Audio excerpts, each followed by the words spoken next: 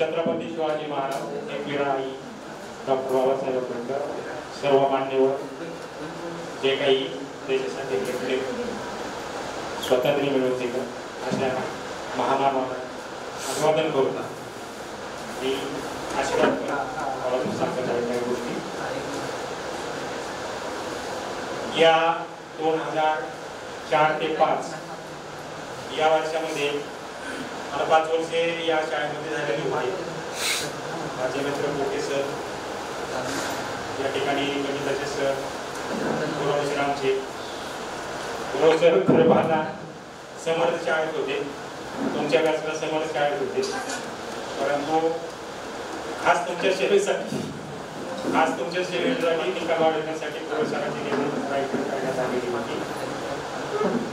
मोठेबाई त्यावेळेस हेडमास्तर नव्हते, इथूनच हेडमास्तर होऊन गेले. त्या शाळेचे तसे उपकार आहेत खूप. तसे आमचे पहिला दिवस असणारा आणि आंदोलन असणाऱ्या या शाळेमध्ये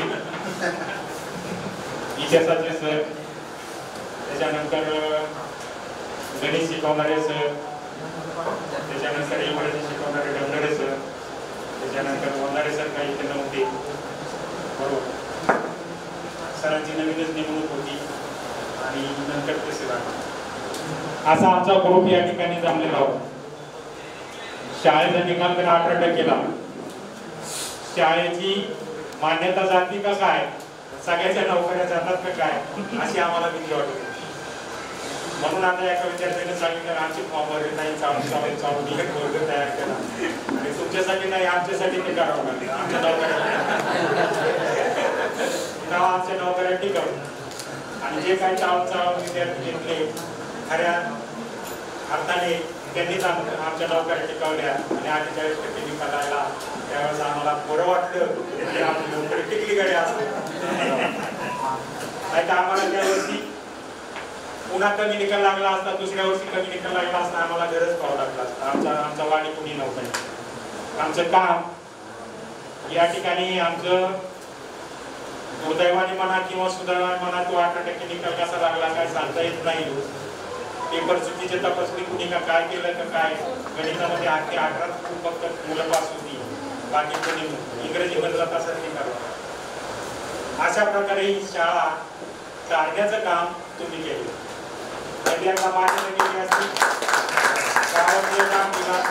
गावातली शाळा गेली. आमचा तर प्रश्न सोडणे, आम्ही तर कुठे कुठे आहोत. आता मी 16 साली रिटायर झाले. या ठिकाणी पोटेसर वगैरे नंतर माझ्या रिटायर काही सर्व्हिस करतायत. आता सर्व्हिस करताना काय आंदोलन आले याची त्यांनाच माहिती. सरकारचं एवढं प्रेशर वाढलंय की काय जण म्हणतात की नोकरी हा प्रश्न उभा झाला. आम्ही आपला आधी आनंदामध्ये आहोत. पगाराच्या ऐवजी आम्हाला पेन्शन मिळते आणि आम्ही ती खर्चितो मस्तपैकी मजेमध्ये आमचं जीवन चालू. मी तर अनेक जणांना म्हणतो की अरे त्या नोकरी सोडून पगारा एवढंच तुम्हाला पैसे भेटतील आणि त्या पगाराच्या पैशाच्या एवढे तुम्हाला दुपटीने पैसे भेटतील. इतरांची चाकरी करण्यापेक्षा एक मुलांना चांगला निर्णय घ्यायचा लाभ की करतो. प्रत्येक विद्यार्थ्याला हे सांगणं आहे माझं की स्वतःच्या पायावर उभा राहताना दुसऱ्याची चाकरी करण्यापेक्षा स्वतःच्या पायावर उभा. आज रिटायर झाल्यानंतर प्रश्न पडतो की आता काय करायचं. अनेक जणांसमोर प्रश्न येतो आता काय करायचं. पण माझं जीवन बदललं. रिटायर झाल्यानंतर माझं जीवन बदललं. मला काम करायचं म्हणलं तर वेळ होईल.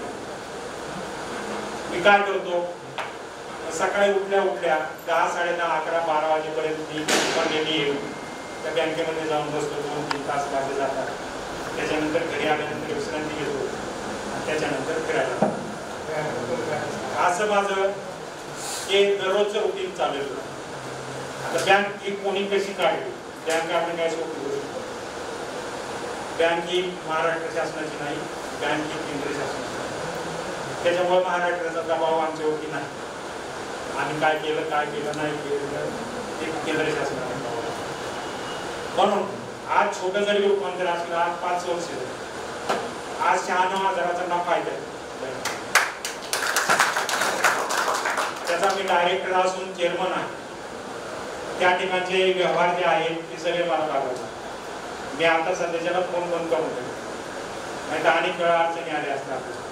कुठून जा, त्याला माहिती दे, असं कर तसं कर. त्याच्या आधी ही बँक आम्ही बिना पैशाची स्थापन केली. त्याच्या आधी 8 वर्ष झालं मंडळींनी तळेगावामध्ये वावरतो. मंडळींनी पैसे जमा केले, त्यांनाही व्याज द्यायचं आणि मंडळ साचल्यानंतर आम्ही येते. 2 कर्मचारी आहेत. स्वतःच्या सहीने दुसऱ्याचा पगार करताना किती आनंद असतो मुलांनो, हे मी ते अनुभवलं. म्हणून मला म्हटल्यासारखं की स्वतः नोकरी करण्यापेक्षा स्वतः कुठला तरी मालक व्हा आणि आपल्या हाताखाली 1 का 2 नोकर व्हायला त्याचा पगार करताना किती आनंद येतो किंवा मिळतो हे तुम्ही अनुभवलं. आज या ठिकाणी तुम्ही आम्हाला बोलवलं. मान्यवर बरेचसे आपापले अनुभव सांगणार आहेत. या ठिकाणी आजही कोणी जर टॅली केलेला विद्यार्थी असेल, माझ्याकडे एक वॅकन्सी आहे, पगार कमी असेल, मी ते नोकरी करू शकतो. B.Com टॅली झालेला विद्यार्थी असेल तर मी त्याला नोकरी देऊ शकतो. असेल जागा आहे मी देऊ शकतो. कोणी असेल तर मला सांगा जाताना. या ठिकाणी अनेक सांगण्यासारख्या गोष्टी आहेत. आता बऱ्याचशा मुलींनी परिचय दिला, बऱ्याचशा मुलींनी परिचय दिला गृहिणीचंच काम करतात. मी होतो गृहिणी राहण्यापेक्षा बचत गट काढ, बचत गटामधून व्यवसाय स्थापन करा आणि त्या मार्गातून अनेक प्रकारचं उत्पन्न मिळण्याची शक्यता असते. कारण तुम्ही युट्यूबवर वगैरे बचत गटाची कामं बघा, पुष्कळसे काम आहेत आणि पुष्कळशा संधी आहेत. आपल्या गटाचा एखादा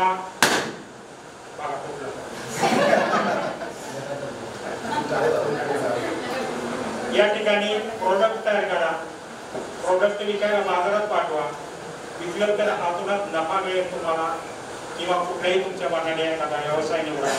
किंवा त्याचा फायदा असा आहे की गरीब परिस्थितीनुसार जी गरीब आहे त्याला कर्ज देण्याचा त्यामधून फायदा होतो. आणि असे अनेक आमच्याकडे बचत गट आहेत आमच्या बँकेमध्ये, तर त्याचा फायदा काय असू शकतो हे मलाच माहिती आहे. अर्ध्या रात्रीचे जरी तुम्ही पैसे मागितले तरी बचत गट अर्ध्या रात्रीचे पैसे काय संधी असेल एकमेकांची गरज ही भागवावी लागते. म्हणून तो बचत गट अतिशय महत्त्वाचा आहे.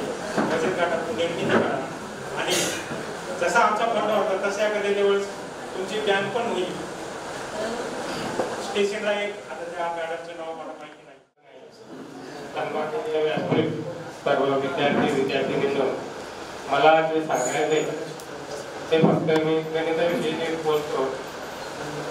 मी गावी गेलो, माझ्या नातवाला मी फक्त a plus b bracket square is equal to 1 काय सांगता.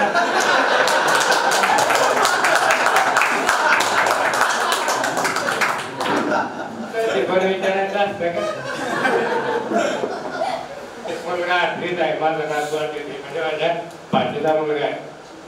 विद्यार्थ्यांची टेंडन्सी कुठे काय होत चाललेली आहे. आता मी त्याच्याकडून फी घेतली नाही म्हणून तो असं बोलला असेल, कारण फी घेणं तिथे शक्य नाही. तुमच्याकडून फी घेत होतो त्याचा उद्देश एकच असतो की नाही विद्यार्थी इथे अभ्यासाला लागायला पाहिजे. उद्देश बाकी दुसरा काय नसतो. अलग अलग सर. आणि 2 पैसे खर्च झाल्यानंतर कुठलाही व्यक्ती ते काम जोमाने आणि चांगलं करतो. फुकट दिलेलं कधीही तडीत जात नाही किंवा ते सक्सेस होत. आणि आपण पण मनापासून करतो. तर शक्यतो आता तुम्ही इथं सगळे आता तुमच्या लग्न झाले, तुमचे मुलं असतील, हसायलाच पाहिजे. मी काय म्हणतो की आधी कुणालाही बऱ्याच जणांना विचारतो लग्न झालं मुलं बाळ ठीक आहे आणि त्याने म्हटलं तुमच्यात काय करायचं बरेचसे विषय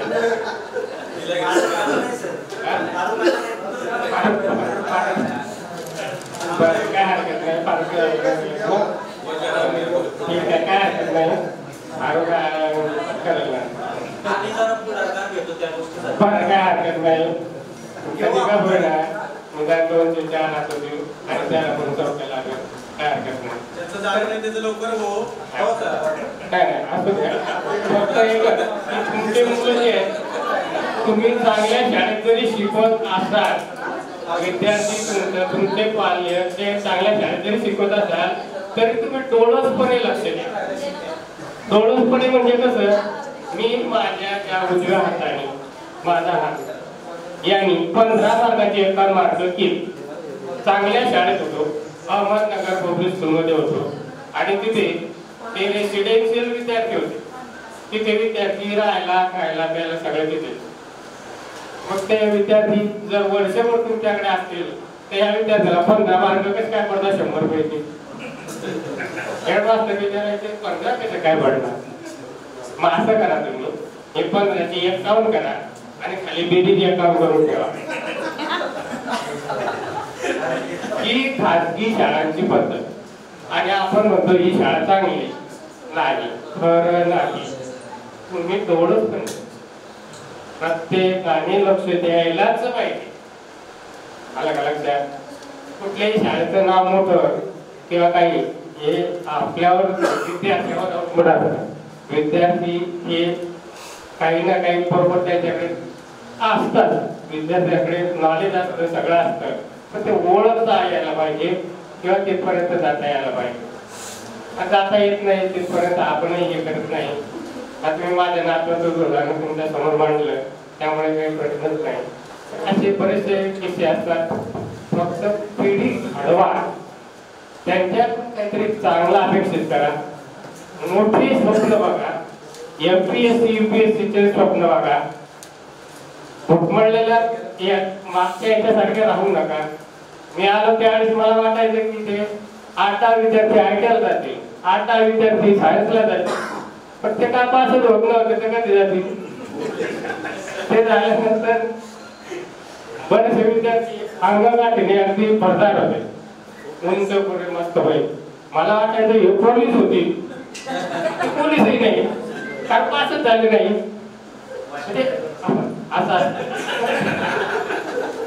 अशी परिस्थिती असते. कारण शक्यतो काय, एक पिढी गेली, दुसरी बरबाद होती. त्यांच्याकडून काहीतरी अपेक्षा करा, मोठी अपेक्षा करा, त्यांना तशा प्रकारचं नॉलेज द्या. आणि अशक्य असं काही नाही, आपण सर्व करू शकतो. आपल्याला परमेश्वराने सगळं दिलेलं आहे, हात आहे, पाय आहे, डोळे आहे, सगळं आहे. फक्त जिद्दीची आवश्यकता आहे. एवढं बोलून मी माझं आपल्या सर्वांची बॅच या ठिकाणी जमलेले सर्व विद्यार्थी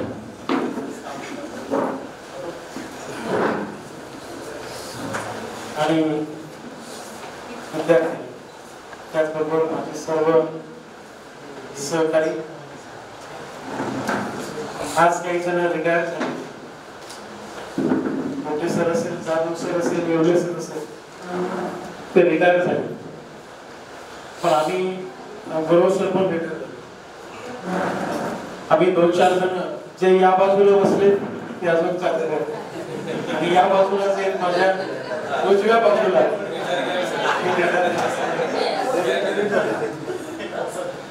शेवटी वयोनियमाप्रमाणे त्यांना रिटायर व्हावं लागलं.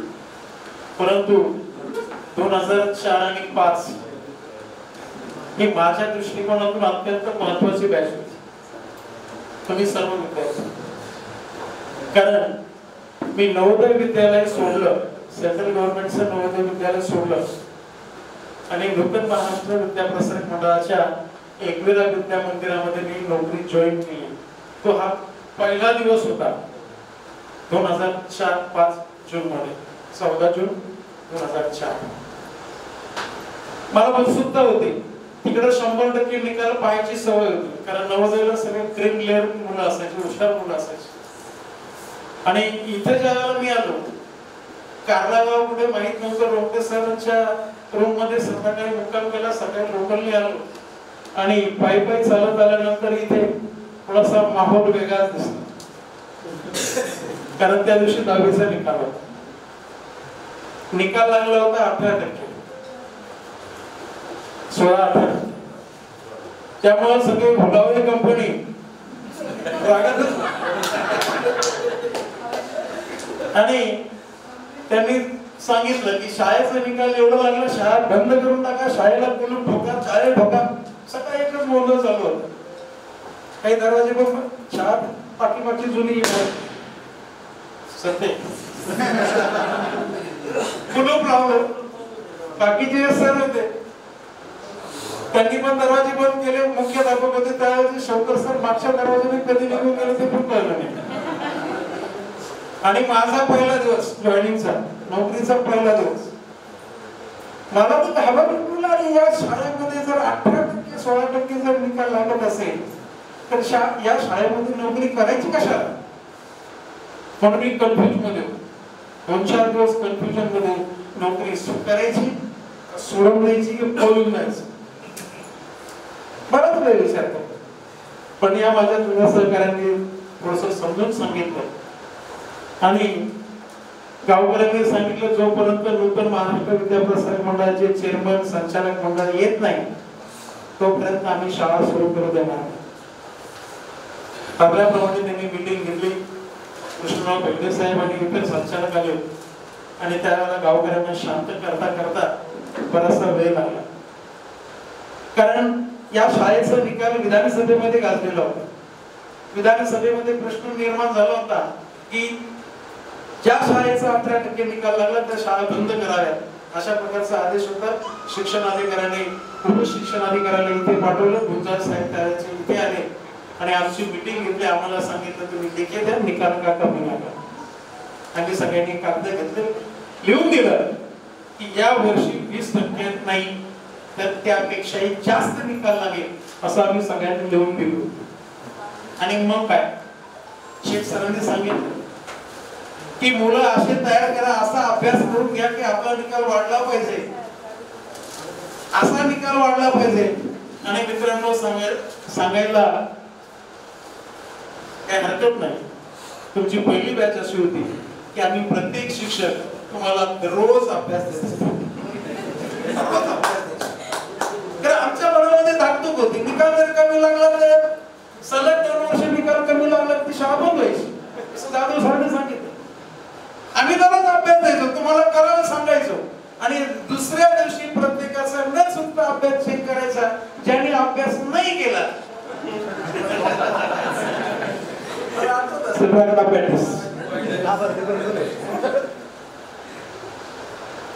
त्याबद्दल मी खरं दिलगिरी व्यक्त करतो, कारण शासनाचे नियम दरवर्षी बदलत जातात.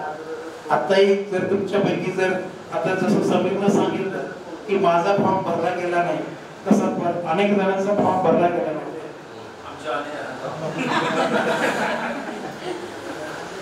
अन्याय करणारा तसं जर वास्तविक पाहिलं शासनाचे नियम असतात. आज जर तुम्ही असता, मी स्टॅम्प पेपरवर लिहून देतो की तुम्ही 80-90% पास झाला असता. तुमच्यात ते टॅलेंट होतं, आता पण आहे, आता पण आहे. तुम्ही काय 100% पास झाला असता, कारण त्यावेळेचे नियम वेगळे होते आणि आताचे नियम अत्यंत सुटसुटीत झालेले. 20 मार्क आम्ही देतो, 80 मार्क तुम्ही पडायचे आणि सहजासहजी पास होतो. असो, या ठिकाणी 2004-5च्या या सर्व विद्यार्थ्यांनी या ठिकाणी मेळावा आयोजित केला. बऱ्याच मुलांना आणि मुलींनाही उत्सुकता अगोदरच होती ती सध्या काय करते.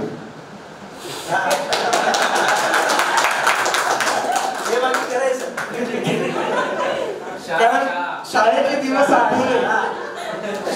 दिवस आठवले की अनेक आठवणी ताज्या होतात. कुठेतरी मनाच्या या कोपऱ्यात असतात, कधीतरी या कोपऱ्यात असतात, कधीतरी साठवून ठेवलेले असतात. त्या कधी आपण तोंडावरती काढत नाही. फक्त जो जवळच आहे त्याचेच फक्त. आमच्यापैकी कोणी नसेल, बऱ्याच जणांनी आमचे काय म्हणतात त्याला ऍक्टिंग पण केली असेल, कोणते सर कसे शिकवतात, कसे बोलतात, बऱ्याच केलं असेल आणि असं ते आम्हाला पण माहिती आमची मुलं स्टाईल मारतात, हावभाव करतात, काहीतरी कोणाला तरी काहीतरी नाव पण पाडलेलं असतं. गेले 20-25 वर्ष आम्ही शिकवतो, त्यामुळे हा सगळा अनुभव पाठीशी आहे. विद्यार्थी मित्रांनो, एकच सांगेल, तुम्ही खूप मोठे आहात. आयुष्यामध्ये आभार की उंची गाठ. कारण आज बरेच मी पाहतो की सचिन राजकारणामध्ये कार्यरत आहेत, अनेक समाजसेवेमध्ये कार्यरत आहेत, काही जण उच्च पदस्थ नोकरी करतात, चांगला पैसा कमवतात. देणाऱ्याने देत झाले, घेणाऱ्याने घेत झाले, देता देता हात घेऊ नका. पण आपण काहीतरी दुसऱ्याला द्यायला शिका. इतके दिवस आपण लहान होतो, आपण फक्त घेत आलो. ज्ञान असेल, बुद्धी असेल, पैसा असेल, शिक्षण असेल, आतापर्यंत तुमचं वय फक्त घेण्याचं होतं. आता तुम्ही देण्याकडे वळा. तुमचे हात देण्यासाठी जो अडलेला आहे, जो नडलेला आहे, ज्याला गरज आहे. पैसे कोणी कोणाला मागत नसतं, पैसे सगळ्याकडे असतात. फक्त आपण विचाराने, आचाराने, एकमेकाला सहानुभूतीने जर आपण विचारलं तर त्याला पण खूप बरं वाटतं, असं वाटतं. आणि म्हणून हा तुमचा जो ग्रुप अत्यंत चांगला झाला. त्या ग्रुपला सर्वजण असे चिटकून राहा, एकमेकांच्या सुख दुःखामध्ये सामील व्हा, एकमेकांना मदत करा. खूप मोठे झाला, देणाऱ्याची वृत्ती ठेवा. आणि सगळ्यात महत्त्वाचं की तुम्ही सगळेजण बऱ्याच अंशी आई बाबा झालेला असा. तुम्ही कोण आहे? तुमचे आई वडील सुद्धा तुमच्याकडे एका वेगळ्या आशेने, एका वेगळ्या नजरेने पाहतात. त्या आई वडिलांची सेवा करा. कारण आज वृद्धाश्रमांची संख्या वाढत चालली. या नवीन जगामध्ये आपण स्टेटस ठेवतो. स्टेटस ठेवणारा आई वडिलांविषयी स्टेटस ठेवतो, पण तो आई वडिलांना सांभाळत नाही. म्हणून सर्वांना त्याची विनंती की आपण आपल्या आई वडिलांना सांभाळा, समाजाची सेवा करा, देशाची सेवा करा.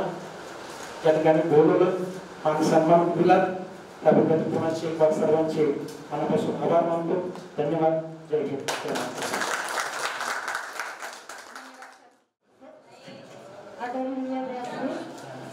माझे सर्व वर्गीय, माझे खूप स्नेही, खूप जवळचे असे सर्व विद्यार्थी आणि विद्यार्थिनी,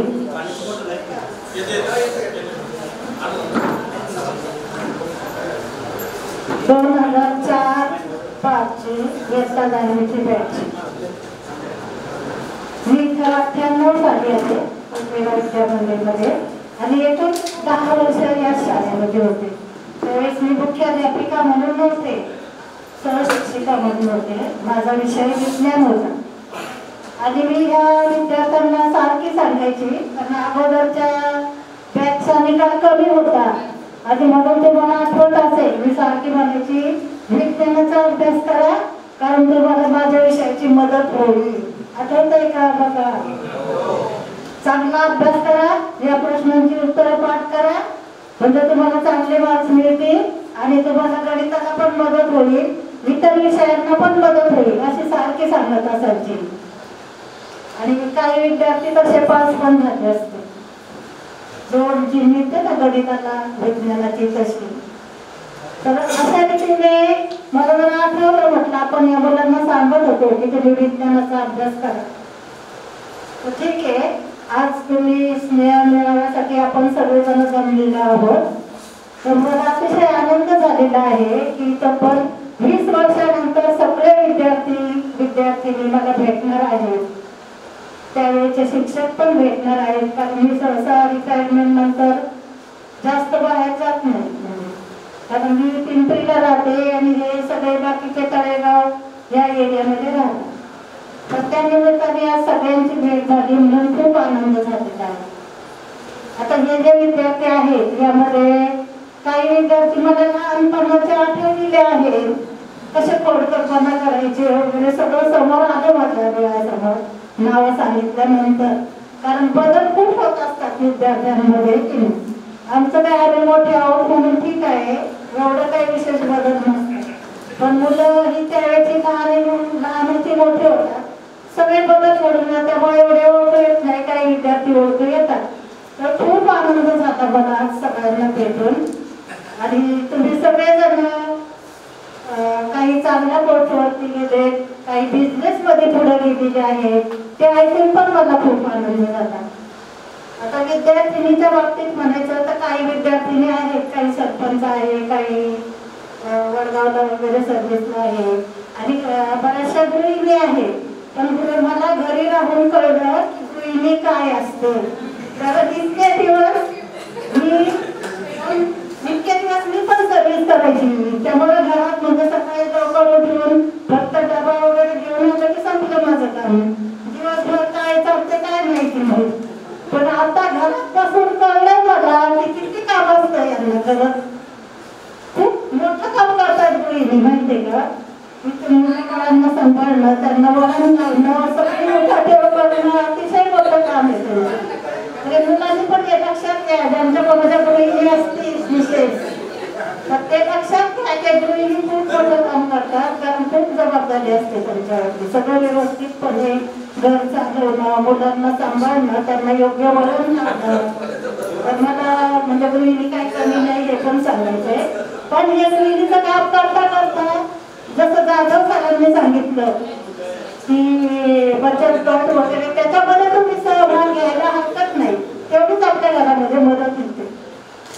अशा रीतीने तुम्ही सर्वजण खूप खूप पुढे जा, विद्यार्थी आणि विद्यार्थिनी पण. काही जण पुढे गेलेलेच आहेत, पण आपल्या मुलाबाळांना पण पुढे चांगला विकास घडवून आणा, चांगली प्रगती करा. आता तुमची प्रगती झालेली आहे, पण मुलांना शिकवून चांगली प्रगती करा. तर हा तुम्ही कार्यक्रम घडवून आणला म्हणून मला खूप आनंद झालेला आहे. त्याबद्दल तुमच्या सगळ्यांचे आभार. त्याचप्रमाणे मला वाटतं मुलींना आठवत असेल की काही आपण स्वागत गीत ईश्वर वगैरे पण घ्यायचं. बरोबर सरपंच असायचे माहिती असेल तुम्हाला. कार्यक्रम वगैरे घ्यायचं शाळेमध्ये. सगळ्या आठवणी माझ्या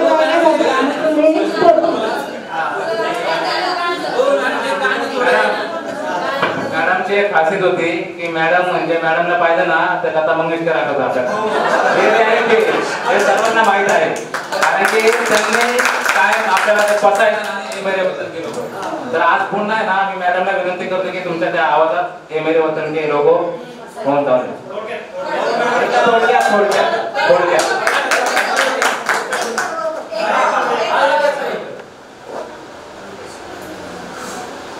पहिल्यांदा सगळ्यांचे आभार मानते. आठवण ठेवून सगळ्यांना तुम्ही बोलवलं म्हणून धन्यवाद. कार्यक्रम आयोजित धन्यवाद मान्य केले.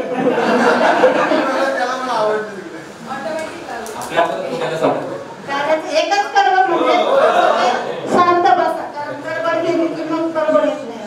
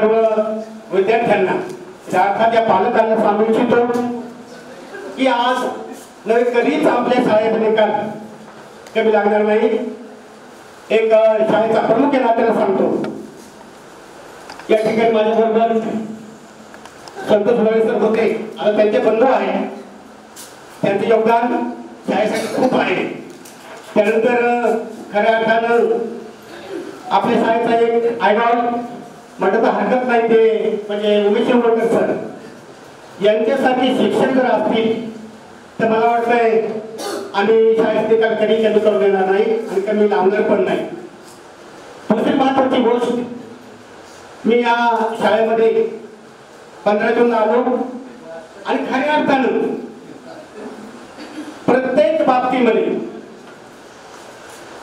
एक शाळेचा मुख्य म्हणून शाळेची प्रगती, विद्यार्थ्याची प्रगती या दोन्ही बाजू मी मनात घेतल्या. मला जाणवलं की काही मंडळी या ठिकाणी माझे सहकारी चांगल्या प्रकारे काम करतात, तिला अभ्यास दिला त्या पूर्ण मिळत नाही.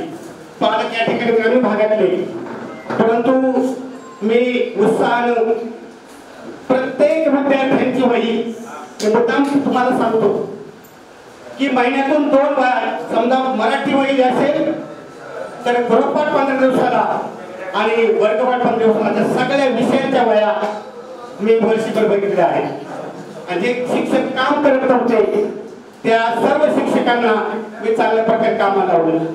एकही वहीवर माझी सही नाही असं होणार नाही. आणि म्हणून या संपूर्ण पंचक्रोशीमध्ये एक शैक्षणिक वातावरण निर्माण करण्याचा प्रयत्न केला आहे. फक्त माझ्या या नवीन बॅचच्या नवीन पालकांना विनंती आहे की आपली शाळा खऱ्या अर्थानं एक चांगल्या प्रकारे तालुक्यामध्ये आणि जिल्ह्यामध्ये नाव लौकिक प्राप्त करत आहे. स्वच्छ शाळा, सुंदर शाळा या इव्हेंटमध्ये भाग घेतला आणि आपली संपूर्ण या मावळ तालुक्यामध्ये शाळेचा 2रा क्रमांक आलेला आहे. एक ही आनंदाची बात आहे, तुमच्याकडून मला सांगायला नक्कीच आनंद होतो आहे. दुसरी गोष्ट, दरवर्षी आपली मुलं शिष्यवृत्ती आणि NMS या परीक्षेमध्ये तालुक्यामध्ये अग्रगण्य असं नाव आपल्या शाळेचं घेतलं जातं आणि नावरूपाची शाळा येते. आणि सर्वात महत्वाची आनंदाची गोष्ट म्हणजे ह्या वर्षी आपल्या शाळेतील समृद्धी राहुल काळे या मुलीनं संपूर्ण जिल्ह्यामध्ये ओपन गटातून 7वा आणि मागासवर्गीय गटातून 1ला क्रमांक मिळवला आहे. ही शाळेसाठी आनंदाची बाब आहे. जाता जाता मला तुम्हाला सांगायचंय, मी आता सांगितलं की आपण आपल्या आईचं आणि आपलं नातं जसं असतं तसं तो विद्यार्थीच्या शाळेमध्ये शिकतो. ती शाळा आणि तो विद्यार्थी याचं नातं तसं असतं. या शाळेमध्ये बऱ्याच चांगल्या गोष्टी आहेत, फक्त एकच मिनिटामध्ये मी त्यात सांगणार आणि माझं मी थांबवणार आहे. परंतु या शाळेकडं तुमचं लक्ष असायला पाहिजे, कारण आदिवासी गरीब विद्यार्थी आहेत, ते फी भरू शकत नाही. मी म्हणत तर तुमच्या खिशातनं द्या, पण जे माझे या ठिकाणी आता जे विद्यार्थी आहेत, जे आता पालक आहेत, चांगल्या प्रकारे आपल्या मिळकतीमध्ये भर घालत आहेत, त्यांना विनंती आहे CSR फंडातून का होईना किंवा आपल्या मिळकतीतून का होईना एक आपण शाळेसाठी या विद्यार्थ्यासाठी जे देता येईल ते देण्याचा प्रयत्न करा. कारण दान कुठे द्यावं हे आपल्याला कळलं पाहिजे. अशा प्रकारचं एक आपलं दान आपल्या या एक जीवना विद्या मंदिराच्या मध्ये नक्की तुम्ही टाकाल अशा प्रकारे तुम्ही या ठिकाणी आशा करतो. एक चांगल्या प्रकारे स्तुत्य असा तुम्ही एक टुगेदरचा कार्यक्रम घेतला. मी सर्व विद्यार्थ्यांना या ठिकाणी त्यांचा आभार व्यक्त करतो आणि पुढील काही वर्षात तुम्ही भाग घेणारे पुन्हा एकदा असा कार्यक्रम करत 10-5 वर्ष करणारे त्यांना शुभेच्छा व्यक्त करतो आणि थांबतो. जय हिंद, जय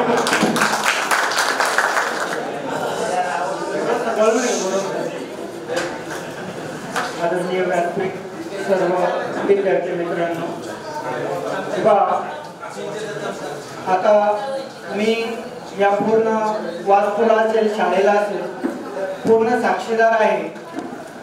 आणि लहानपणापासूनच म्हणजे 8वीपासूनच मी या शाळेत शिकलेलो आहे. आणि हळूहळू ही जी आपल्या शाळेची प्रगती आहे ती हळूहळू झालेली आहे. ज्याप्रमाणे तुमचा रिझल्ट जो आहे, सरांनी आता तुम्ही सांगितलं की 8% रिझल्ट लागला आणि शाळेची थोडीशी आपली वेगळी चर्चा सुरू झालेली आहे. आणि ती वेगळी चर्चा एक वेगळ्या ह्याच्यावरती गेलेली असताना हे आणि या शिक्षकांनी याच्या शाळेसाठी प्रयत्न केलेले, त्यानंतर जो रिझल्ट आपल्याला लागलेला आहे हा आज ताग आहे. 100% 90%च्या खाली कधी रिझल्ट गेलेला नाही आजपर्यंत. अनेक गोष्टी आल्यात, अनेक समस्या आलेल्या आहेत. तुम्ही पाहिजे आपली जी शाळा आहे अतिशय साध्या अवस्थेत तरी पण चांगल्या अवस्थेत या 4 गावांमध्ये तर होते आपली ती असल्यामुळं आपली मी काय केलेलं आहे, साधारण मला माझ्या म्हणजे आपल्याला जी एकविराई साथ देते अक्षरशः की आपली शाळा उभी राहिली पाहिजे आणि चांगली इथे इमारत व्हायला पाहिजे, हे आमचं सर्व शिक्षकांचं स्वप्न होतं. शिक्षक आले का पहिले इमारत बघून थोडेसे नाराज व्हायचे विद्यार्थी, पण आपल्याला सवय झालेली होती. परंतु हे जे काही शिक्षक आले का ते म्हणजे सर आपली इमारत ते आपल्याला प्रयोग घेता येत नाही, आपल्यालाही माहिती आहे प्रयोगशाळा उपलब्ध नव्हती, आपल्याकडं काही नव्हतं, सोयी नव्हतं. जसं असेल त्या कंडिशनला आणि मी तुम्हाला सांगायचो प्रत्येक काहीतरी करूयात. मग त्यानंतर हळूहळू तुमचा रिझल्ट लागल्यानंतर आम्हाला जे चांगले दिवस आले, लक्षात जे चांगले दिवस आले एकविरेच्या कृपेने ते तसेच राहिलेले आहे. त्यानंतर काही दिवसांनी मी थोडं हळूहळू पहिलं मी लॅबमध्ये होतो, मध्ये मॅडमच्या हाताखाली होतो. त्यानंतर मग मी शिक्षक झालो. शाळेत असताना मी सर्व्हिस करून माझं शिक्षण पूर्ण केले. लक्षात घ्या, साध्या शिपायांपासून तर आज मी शिक्षकापर्यंत आलेलो आहे. इथून पुढे हेडमास्टर पण होऊ शकतो आहे मी, आणि तुम्हाला ते करून दाखवतो. लक्षात काय होऊ शकत नाही. आपली भूमी आहे ना खूप पवित्र भूमी आहे. लक्षात घ्या, मी सतत सांगत असतो. गणेश असेल, नंदू असेल, कैलास असतील, ते मला सतत भेटत असतात, मला सतत मार्गदर्शन असते. लक्षात ही जी भूमी आहे, तुम्ही विद्यार्थिनी असो अथवा विद्यार्थी असो केलं ना तुम्हाला यश नक्की येणार आहे. इथं जसं सांगितलं राहुल ऐतिहासिक काही प्रवचन देतो, सांगतो, अतिशय विद्यार्थी तुमचे हुशार. मी म्हटलं कायलाच म्हटलं आपल्याला घ्यायचं 2 वर्ष झाले. मी एक प्रयत्न केला, एका बॅचसोबत सक्सेस नाही झाला, पण तुमचा सक्सेस झाला प्रयत्न की चला पहिलाच प्रयत्न तुमचं सगळं यश आलं. ते यश आणि चांगला कार्यक्रम घेतला. काही गोष्ट होती इथून पुढे असे कार्यक्रम थोडेसे घेऊन आम्हाला कुठली अपेक्षा नाहीये, आम्हाला फक्त मार्गदर्शन पाहिजे शाळेला की तुम्ही काही द्यावं ही इच्छा नाही. खूप आणले जाते तुमच्या सहकार्याने एवढी मोठी इमारत उभी राहिलेली, गाववाल्यांच्या आपले तुमच्या सर्व सहकार्याने केलेले. गुप्ता साहेब 2.5 कोटी दिले त्यांनी, पहिले 2 कोटीच होते. आम्ही त्यांना आमची कला दाखवली सगळ्यांनी, त्यांनी 2 कोटीचे 3 कोटी केले, डबल इमारत बांधून दिली. आम्ही त्यांना सांगितलं आज सांगायचं नाही म्हटलं तर वर्षाला 1 लाख रुपये ते देतात.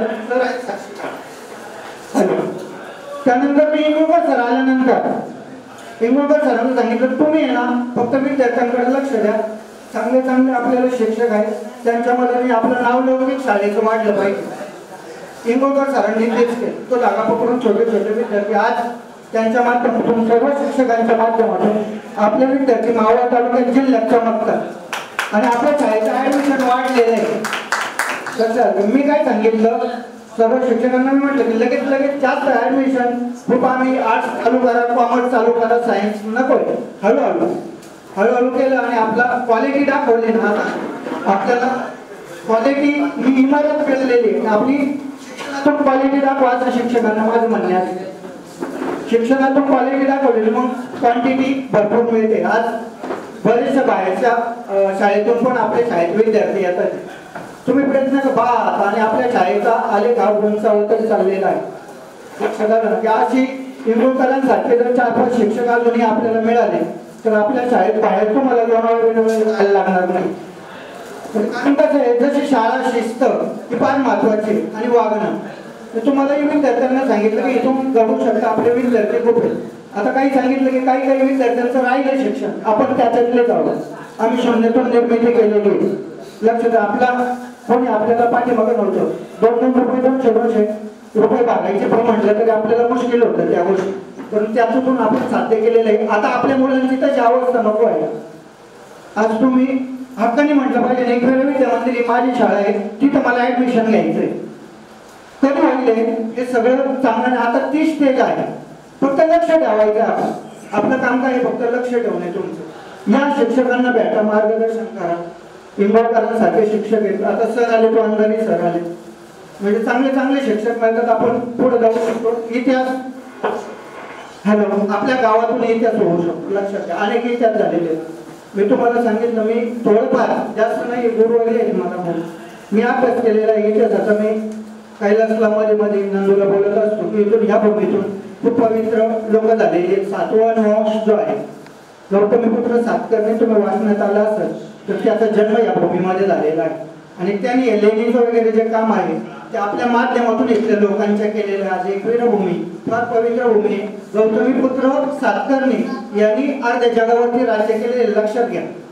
आपल्या भूमीतून निर्माण झालेले अनेक लोक झालेले सांगायला लागले तर वेळ जाईल. कधी आपण एकत्र आलो तुम्ही नक्कीच सांगाल. दोन गोष्टी फक्त सांगतो. एक उदाहरण सांगतो तुम्हाला की आपल्या भूमीचं पावित्र्य किती आहे. एकविरात काम केलं नाही शिक्षक ते एकविराला विसरणार नाही कधी. लक्षात घ्या. मी तर आहे हे पण विसरणार नाही. मी पडद्याच्या पाठीमागून काम केलं सगळं तरी बोलत नाही. लक्ष घाला सगळीकडे असं ठीक आहे आणि मी करून बोलतोय मी आज तुमची पहिली बॅच आहे. अजून मी सर्वांना दाखवणार. पहा शाळा आपली तुम्ही खूप झाले पाहिजे. हा काय शाळा होती आता कशी झाली हे मला लक्षात. आणि तशी क्वालिटी पण देणार विद्यार्थ्यांची. विद्यार्थी पण आपले तसेच झाले पाहिजे. अजूनही थोडंसं वाटतं की नाही शाळा थोडीशी बघितलेली असं नाही. शिस्त लावणार.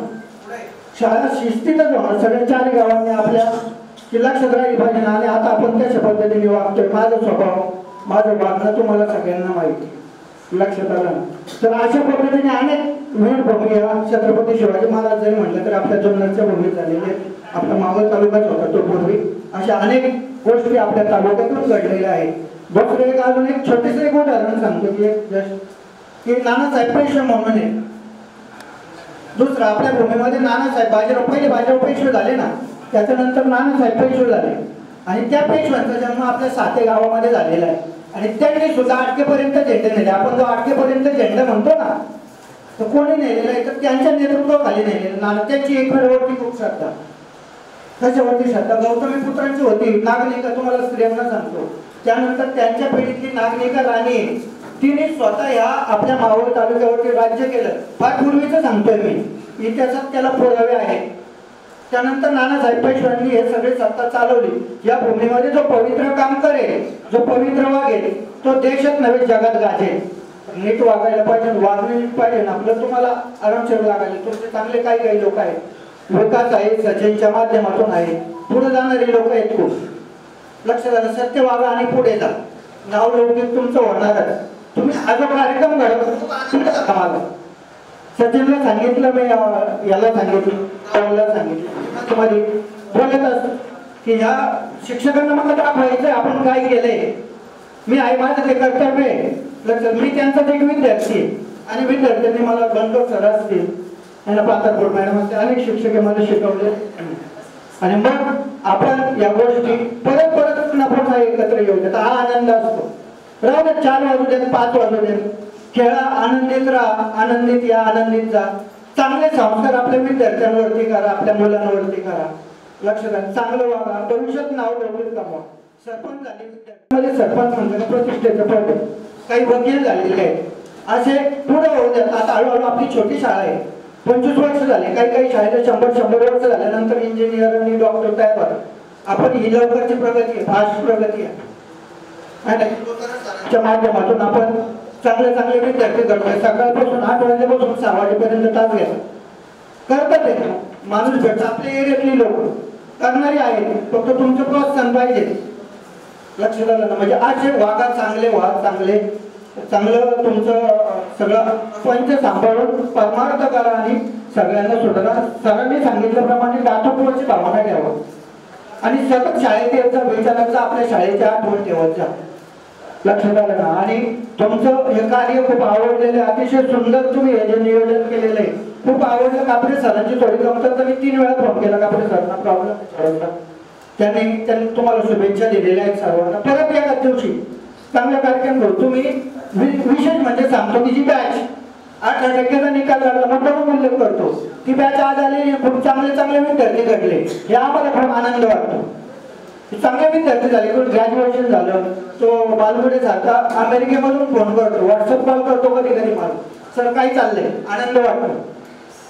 लक्षात आलं ना. म्हणजे विषय हा असेच प्रगती आणि बहादुरी घेत जा आणि आपल्या शाळेकडे गावाकडे आई वडिलांना विसरू नका. हे म्हणतो. आणि तुम्ही जो कार्यक्रम केला अतिशय सुंदर. असेच कार्यक्रम आता सर्व इथून पुढे होतील. प्रत्येकाला पाहायला संधी मिळायला पाहिजे. या आणि आपल्या शाळेबद्दल कृतज्ञता व्यक्त करा. एवढं बोलून मी थांबतो. जय हिंद. जय महाराष्ट्र. शाळेचा अभिमान वाटला पाहिजे.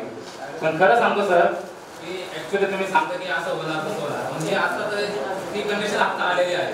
ही शाळा तशी झालेली आहे, कारण की मी एकटा नाही, कोणी या रस्त्याने जात असेल तर आम्हाला अभिमान वाटतो की या शाळेमध्ये आम्ही शिकलेलो आहे. आणि या शाळेचं रूपांतर हे वटवृक्षामध्ये आपल्याला दिसतं. ही मोठी शाळा, माझ्या मुलगी जर इथून गेली ना तर ती मला जाताना म्हणते पप्पा ही तुमची शाळा आलो.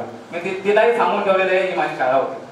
आणि सरांनी माझा उल्लेख असा केला की प्रवचन वगैरे, थोडक्यात सांगायचं तो मग याच्यामध्ये सांगायचं राहून गेलं माझ्या इंट्रोडक्शन मध्ये की सर मी प्रवचन किंवा शिवव्याख्याता म्हणून नाहीये, कारण की प्रवचन किंवा शिवव्याख्याता आला की खूप बंधन येतात काही गोष्टींना, आणि त्यामध्ये आपलं अनुकरण तसं होत नाहीये. पहिली गोष्ट इंडस्ट्रियल लाईफ मध्ये प्रोफेशनल लाईफ वेगळी पडते थोडी. मी ऍज अ सरांना मी रिक्वेस्ट करतो सर्वांना ऍज अ मोटिवेशनल ट्रेनर म्हणून मी काम करतो, मुलांना मोटिवेट करण्याचं काम करतो इंडस्ट्रीमध्ये पण आणि कंपन्यामध्ये देखील कुठेही. तर माझी एक इच्छा आहे की मी ज्या शाळेमध्ये शिकलो ना त्या शाळेमध्ये मी वंदारे सरांना विनंती करतो की नक्कीच माझं एक दीड तासाचं तुम्ही ट्रेनिंग घ्यावं अशी विनंती करतो. आणि त्याच प्रकारे माझं जे शिक्षण झालं ना शिक्षण रिलेटेड सर मी देखील स्वतःचा बिझनेस चालू केलेला आहे. सरफेस कोटिंग मधून मी डिप्लोमा केलेला आहे. ह्या डिप्लोमा आपल्या मावळामध्ये पहिला पेंट शॉप हा माझा आहे. माझं गॅरेज आहे पेंटिंग आणि पेंटिंगचं. जे ज्या ह्याच्यातून शिक्षण केलं तेच एक्झिक्यूट करून मी त्या क्षेत्रामध्ये उतरलेलं आहे. ओके, धन्यवाद. यानंतर कार्यक्रमाची रूपरेषा अशी असणार आहे आपली थोडक्यात की यानंतर इंगोळकर सर आपल्याला मार्गदर्शन करतील आणि नंदू सोंडेकर आणि सचिन उलावडे आपले आभार. ऍक्च्युली कार्यक्रमाच्या शेवटी आभार व्यक्त करत असतो पण आपण पुन्हा या वर्गामध्ये येणार नाहीये, म्हणून आभार इथं होतील आणि आभारानंतर आपण जेवण करून एक वर्गात क्लास आणि संगीत खुर्ची आणि वृक्षारोपण अशी कार्यक्रमाची रूपरेषा असणार आहे. तर मी इंगोळकर सरांना विनंती करतो की त्यांनी एवढं मार्गदर्शन करावं.